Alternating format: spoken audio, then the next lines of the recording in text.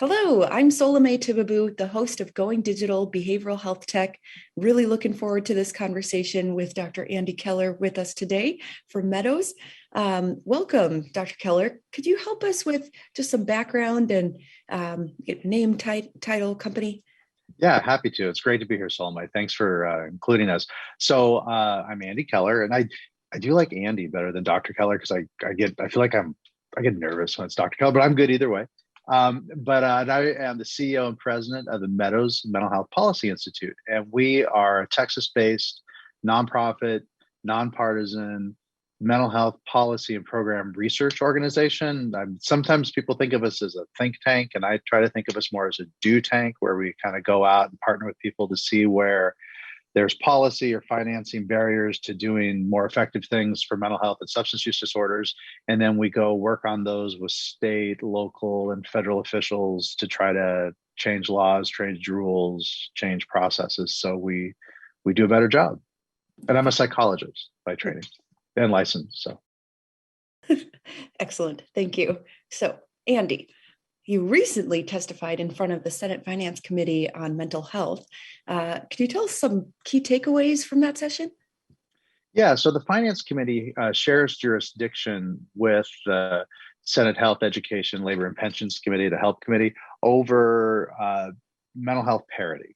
So the laws that really date back really to the Clinton administration, but got made broader under the Bush administration and under President Obama, that require insurance companies and health people providing health insurance in general to have the same level of coverage for mental health, the same approaches for mental health, and not discriminate against mental health as they do for other physical health disorders. So what they were looking at was what was our progress on that. And it was kind of fun because the Department of Labor, which has oversight of our large self-insured companies, unions, governments who provide insurance for their employees through third-party administrators, has started to enforce parity. So it's sort of like you've had the laws for decades, but enforcement really began last year. It got ramped up under President Trump, and then President Biden under Secretary Walsh.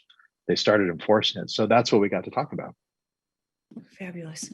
And what specifically do you think needs to transform in our healthcare system to really be able to address our country's mental health crises? Absolutely, Sloman. And we kind of got into that, this sort of overlapped in the parity discussion with the committee, because the committee was sort of asking two things. One, are we on the right track with what the Department of Labor is doing? Because what the Department of Labor did was it came in and looked at the mental health benefits of the first several dozen companies, I think 50 something. But it was a lot. And none of them were meeting the parity requirements. All of them were basically providing less access to mental health in terms of availability of clinicians in their networks, in terms of the barriers they put in place before they would pay for something, than they do for other physical health care. So that was their main question at the committee. But it's these larger structural issues you're talking about that I think were the problem. And we had a chance to talk about that. So, one of the things is that within these insurance companies, the mental health is managed it used to be by a separate organization. Now it's usually by a division of that organization, and they manage it not thinking about the rest of the healthcare. And so they don't think about primary care. And that's how we've gotten ahead of every other illness. I mean, one of the big reasons, the biggest, I would say, reason we've made year over year gains in mortality and morbidity for heart disease, cancer, is because we've embedded a lot of early detection and early treatment in primary care. And we haven't done that systemically in the US. So that was the biggest thing we talked about. I mean, I talked about how we do need to enforce and really hold these companies to deliver on the promises they've made to their beneficiaries. But that's not enough, because if we just keep hammering them to just say, make more specialists available, and we don't use primary care to help people, A, get access sooner, and B, get care there that works, because it works really well if you get depression, anxiety, other disorders early in primary care. and have the right supports. So it was. So I think I was really pleased because I thought the Senate kind of heard that we're not going to get anywhere just by beating up on insurance companies. I mean, we need to beat up on them a little bit, but we really need to look at how do we change these structurally. So that's one structural area, and there's a couple others, but does that make sense? Kind of as a main one. Just a real quick question about that. For those in the audience who might not be familiar, yeah, of course, specialists are so limited at this point in time. And one thing that I know Meadows has focused a lot on has been around integrated care, but more specifically collaborative care. And yeah, leveraging PCPs in light of our resource constraints. Can you define collaborative care for those who might be unfamiliar? I know we want to talk more about this, but. Yeah, no, I'm really glad, Sloan. That's a great question. So, integration in primary care has been a focus probably about 15 years. We've been talking about it, and we've looked at all sorts of different models, whether, we just co-locate therapists, whether we, practice more together. What collaborative care does, the collaborative care model, is it's the most researched and the most proven to be both effective and cost-effective model that's out there. And it's also been, there's been like 80 huge studies that have shown cost savings. The RAND organization last year did a big study in early 21 where they kind of did a meta-analysis and said there's like a 13-to-1 savings because you catch illnesses earlier, and also a lot of mental illnesses like depression are comorbid with other illnesses, so they make diabetes harder to treat, heart disease harder to recover from. So there's savings, but even more, I think, one of the things I'm most pleased about with collaborative care is it works across multiple groups of folks, including for people of color, for people living in poverty. And the reason I think it works so well for everybody is it embeds the care in primary care. So you don't have to come back. And so coming back is really hard if you are working a job, you can't get time off, you don't have easy access to transportation, you're in poverty. If you have concerns about whether the health system has your best interests in mind. There's a lot of concerns people have, but everybody does better if at the same appointment you get the help you need. So what they do with collaborative care is you show up at your primary care doc, and there's a screening that happens for everybody that you fill out yourself, because it only really works if you fill it out yourself, because otherwise you may not tell the truth, or be less likely to. And then if that screening indicates you might have depression, anxiety, substance use disorder, then there's a behavioral health care manager on the team, just like and the behavioral health care manager comes in and she helps you with additional questions. She meets with you and the primary care doc. And then if you all are figuring out your treatment plan and you don't really know what to do, there's a psychiatric consultant, a psychiatrist who works on that team too, who can maybe not right at that time, but later that day can get in and consult and say, maybe we don't try medication. Maybe we should wait, or maybe we should try a different medication. And so that team works together, and it solves so many of the two big barriers that we have to care. One is we don't find that people have care. And the second thing is we don't keep people connected to care. So we might say, hey, you have depression, go fill your prescription, come back and see me in 3 weeks. And then the person never fills their prescription or comes back because they're depressed or because they're anxious. Like I have an anxiety disorder. So, I might not want to come back. I might be worried about what's going to happen. So what the care manager does is they call you and they check on you and they see, did you fill the prescription? And they kind of help say, well, can we do something? Well, come on, let's talk about your concerns on the phone. They really hold that person's hand during that initial phase of treatment when if you are on medication, it's probably not helping yet. So that's why it works so well. And the other cool thing is that basically every insurance company and Medicare currently pay for it, but very few providers have yet to deliver it. So we're in this kind of transition period. Does that kind of describe it? Okay. Excellent. Yes. Thank you. Yeah. Lots and lots of opportunities still yet for collaborative care to expand. And, as you know, lots of evidence around it already. But while we're on the topic of different things that you discussed, curious to know if, what's the regulatory relief around telehealth services moving forward? Anything you can say about that? Yeah. So it's really important. One of the few good things that came out of the pandemic was telehealth became a normal expectation. We could have done it before, but a lot of providers were unwilling. They hadn't really kind of gone through the inertia of shifting how they practice. And then, 30 days in March and April of 2020 changed the world. And so, we had clinics everywhere going from 5% telehealth to 100%, certainly during those initial months. And what we saw were so many cool things. So like productivity targets went through the roof. People were able to see people more because people didn't no show. If you got to drive across town, good chance you might not make it. Some chance. You just got to hop on Zoom, you're going to make it. Also, we saw rural access increase. All of a sudden, communities that have no therapists had access to the large university hubs and other things were around. So that was fantastic. But then, do those laws stick around? So there's sort of two sets of regulations that govern access to telehealth, and a lot of them are at the state level. And so that's state by state. And I'll tell you, in Texas, where I'm based, we basically said everything we want to have stick. And in fact, Texas even joined the compact for being able to have physicians practice across state lines, which we're the biggest state that's done that. We'd like New York and California and other states to do that too, so we could all share our workforces.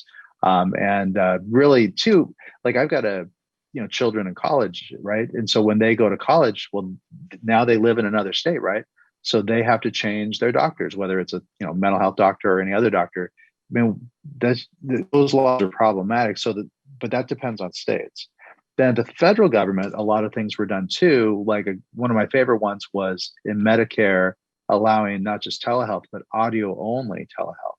Because for mental health, audio only works great. I mean, not for everything, but for a lot of things. And it also works better than nothing. Like if you live in a community and you don't have access to broadband, either because of your financial situation or it's not available in your community, using that phone thing can really be a lifesaver. So Medicare, liberalized its laws that way.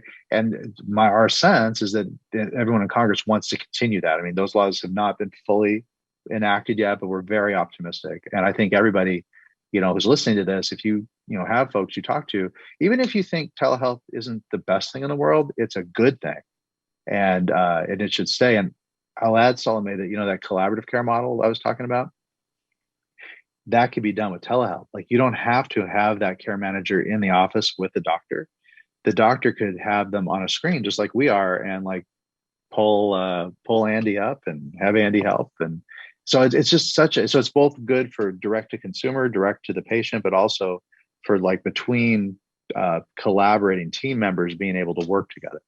So we're optimistic, but we're not done yet. And by the way, if you're in a state that's not Texas, go ahead and shame the people in your state and say, well, Texas did it. So I don't know what your problem is. So you go ahead and use that, and we're happy to share that info with you. Fabulous. Really good advice. So we've got payers in the audience. How can payers, third-party administrators, how can they take action to address some of the challenges you've been talking about? Yeah. Well, one of the things that I talked about was parity, and, they're in the target, right? They're the ones being reviewed. And I think one thing that would be great would be if they partnered together and with organizations like ours. We're part of a collaborative called the Path Forward for Mental Health and Substance Use, where we're really trying to say, look, we can't just do this by paying therapists more or changing how we administer. I mean, those might be necessary. A lot of times they are, but we really have to make this shift to primary care. So remember I talked earlier about how insurance companies usually have a separate division for behavioral health. They really need to build the communication and quit trying to solve this problem just with a behavioral health specialist. They need to talk to the primary care side of the house and work together. And the problem is a lot of the people in the behavioral health side don't know this because they're behavioral health specialists. So they're thinking, well, we need more people like me. We need more therapists. And they do cool things like we need peers. We need, alternative models for developing. That's all really good. But if they don't reach across and talk to the primary care side of the house, then they're like, not only do they have one hand tied behind their back, I would say they have like 9 fingers tied behind their back, because primary care, if they did that, collaborative care allows you to get 3.5 times as much help out of every psychiatrist if they're inside collaborative care versus if they're practicing in a specialty practice. And a psychiatrist can do both. They can spend half their time in specialty care and half their time collaborative care. So the insurance companies really have to factor that in, and it's cool that they're doing telehealth. It's cool they're doing a lot of other things, that they've got partners helping them with that in their network. But if they don't get across the primary care side, that's one. And there's another one, but does that make sense before I tell you the other one? Yeah. Okay. So the other one that I think they really need to do is that they need to start thinking about children more.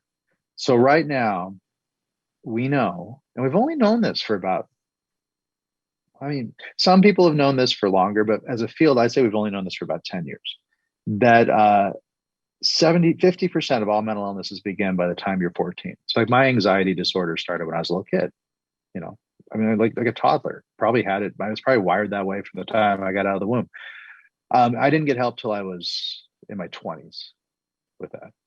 And so the average time is 8 to 10 years that people wait. And it's probably longer. Like if we look at sort of some of the precursors for depression, even for psychosis, it's years. And a lot of times too, things like they're real severe, like psychosis, when you're little, you will have other things like anxiety or things that maybe they aren't a psychosis, but your brain is, has its own way of interacting. It's a little different from other folks. So if we're catching these things when we're children, then we can help parents figure out how to be better parents.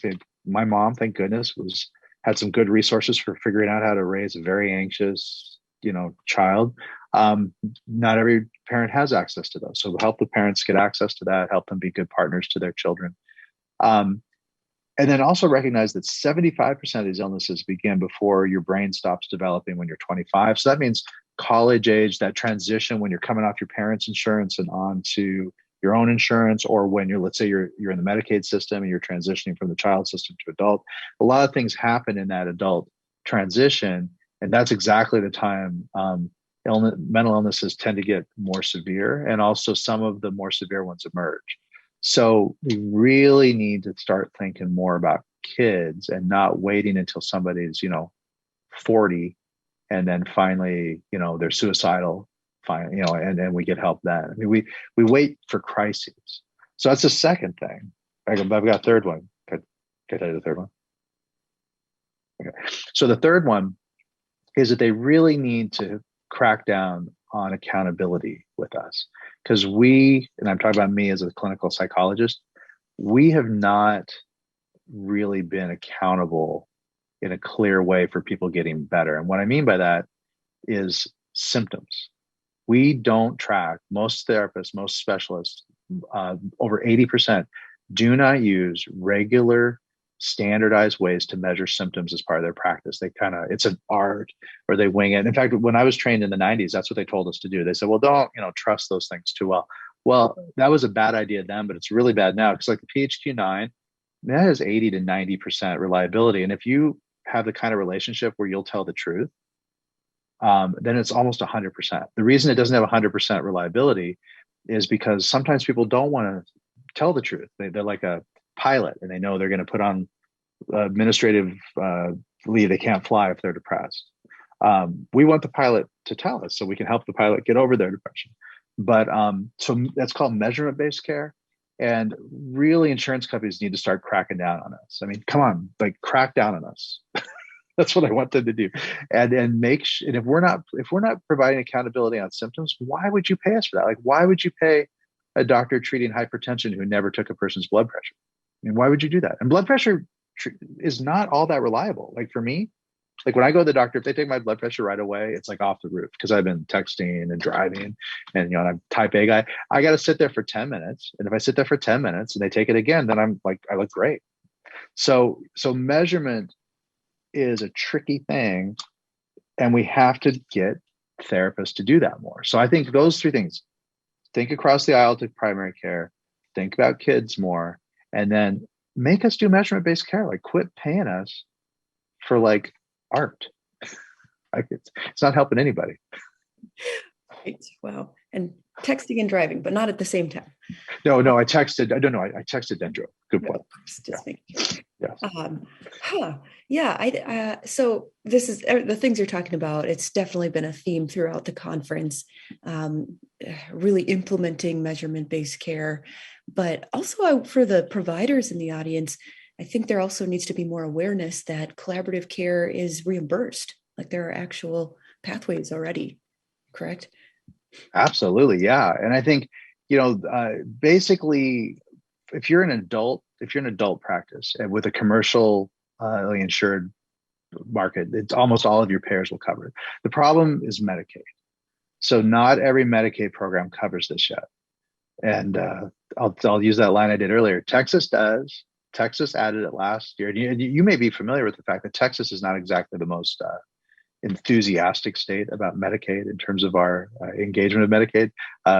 We haven't done expansion yet. I don't know if we ever will.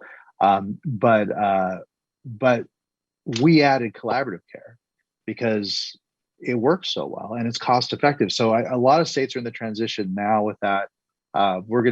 We're just starting a analysis with the Commonwealth Fund to partner with some folks to see what other strategies. So we do have to get Medicaid. And the reason that's so important, Salome, is because most large children's providers, so like our children's hospitals, they see lots of children, including lots of children with Medicaid. So they can't really have a two standard system. Like they can't come in and like my kids have private insurance, so they can't give my kids access to collaborative care, but not give my friend who's on Medicaid, give his kids access to the same thing. So it's a really big deal in the children's world to have Medicaid added. So if you're in a state where Medicaid's added it, then there's lots of like we help people make that conversion. There's companies like Concert and Mindula, Neuroflow. There's a lot of great organizations out there that can help you figure out how to both be reimbursed for it, but also you have to change your workflows. You have to staff up a little differently. You can't just, it's just not business as usual. So it's not hard, but it does take some focused effort. And a lot of times too, there's some startup costs. Like you got to hire somebody before they get fully paid. So one thing we've been doing is really engaging philanthropy and saying, hey, philanthropy, this is an opportunity for you if you want to help providers in your system get ahead, help them implement this. We're doing a really cool thing in the Panhandle of Texas with the Amarillo Area Foundation to do that. And it's a neat approach. And we're trying, Soulmate, to get the federal government to also do some stuff there. Congresswoman Fletcher from Texas and Herrera Butler from Washington State came together last fall to author HR 5218, which would give technical assistance and startup grants to primary care practices implementing collaborative care. And that's going through Congress right now. And, we're very enthusiastic. And we're also really believe they could also support other models like primary care behavioral health, which doesn't have as much evidence as collaborative care, but has some real promise. And a lot of people like that model. So we think Congress really needs to put some serious emphasis behind that. The RAND Corporation, when they did their analysis last year, said that basically put out a recommendation that we do something similar to what we did with electronic health records, where we mount a national effort over 3 or 4 years to get every health system to implement them, give them the startup, hold them accountable, try to help them with that. So, and if we did that, it's not going to cost that much. It's like probably less than $1 billion to retool the entire country, which is a lot of money, but not compared to, we're spending way more than that on other stuff. So that's, I think, where we go in terms of thinking about that. If you're in a practice thinking about how do we get some help from the federal government to you, how do we maybe get you some help from philanthropists to help you, because you are going to have some startup costs, and we'd like to make it as easy for you as possible. These are all really great developments. I have so many more questions, but of course, time flies by so quickly. Andy, if I could ask you one last question. We've got a lot of digital health tech companies in the audience. What role can they play? Yeah, well, you're all helping make this transition because because of the digital platform, because of the ways you're bringing about this, you can build all this in from the beginning. So like all that the digital companies we work with do measurement-based care. So if you have not built measurement-based care, and by that, I don't mean you're like AI-based, we're going to use machine learning to go into your records and really figure out things, or we're going to use your phone to figure out, how you are. I'm talking about like the PHQ-9, like ask people, and it's extremely reliable. So do all that other fancy stuff too, but do basic plain old measurement-based care, both because it works, but also because it'll help you communicate to the brick and mortar folks who are still using those things. So that's number one. Number two is push into that kid space. Like if you're only doing adults right now, stop. Like we have a youth mental health crisis. Go into the kid space. And that means working with parents. It's a little bit more complicated. And I don't just mean parents, caregivers, family, like the whole, family around that individual. And then the third thing I would say is really partner with the bricks and mortar folks. I mean, I think as long as y'all are a standalone organization and you're not getting integrated in, and that includes integration into primary care. Like to me, the digital health company of the future, the ones that are going to survive and be successful in this environment, are going to do telehealth, do regular telehealth and measurement-based care, but they're also going to get out front with prevention and engage patients in their own kind of lived experience in self-help and chat and all that kind of stuff. And they're going to be integrated into primary care so they can get help to people and transition them out faster. Great advice. Thank you so much. Really appreciate your time as always. Thanks so much for sharing with us. Thank you, Salome. Thanks so much for what you do. I love this conference and love how you bring folks together around this. Thanks for including us.